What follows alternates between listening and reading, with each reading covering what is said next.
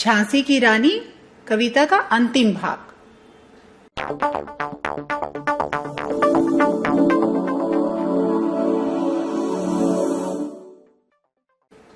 इस तरह से है। जाओ रानी, याद रखेंगे हम कृतज्ञ भारतवासी, यह तेरा बलिदान जगावेगा स्वतंत्रता अविनाशी। होवे चुप इतिहास, लगे सच्चाई को चाहे फांसी, हो मदमाती विजय मिटा दे गोलों से चाहे झांसी। तेरा स्मारक तू ही होगी, तू खुद अमिट निशानी थी, बुंदेले हर बोलों के मुंह हमने सुनी कहानी थी। खूब लड़ी मर्दानी, वह तो झांसी वाली रानी थी। प्रसंग इस तरह से है। ये पंक्तियां सुभद्रा कुमारी चौहान द्वारा रचित कविता झांसी की रानी से ली गई हैं और इस कविता में कवयित्री ने झांसी की रानी लक्ष्मीबाई की वीरता और उनके बलिदान का सुंदर वर्णन किया है। सरलार्थ इस तरह से है। कवयित्री कहती है कि रानी लक्ष्मीबाई के स्वतंत्रता आंदोलन के योगदान को कभी भुलाया नहीं जा सकता। हम भारतवासी उसके उपकार को मानते हैं।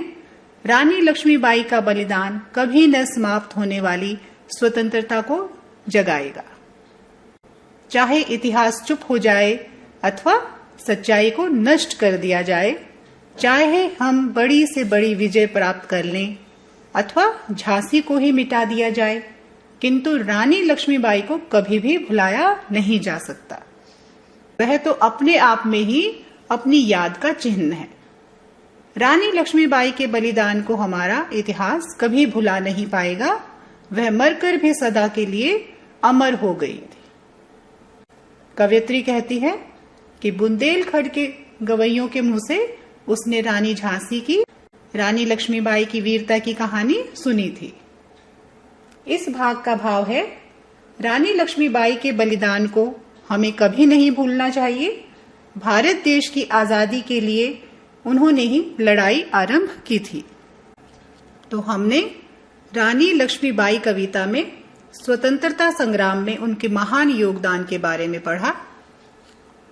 अब हम आगे एक नया पाठ जो देखकर भी नहीं देखते पढ़ेंगे। धन्यवाद।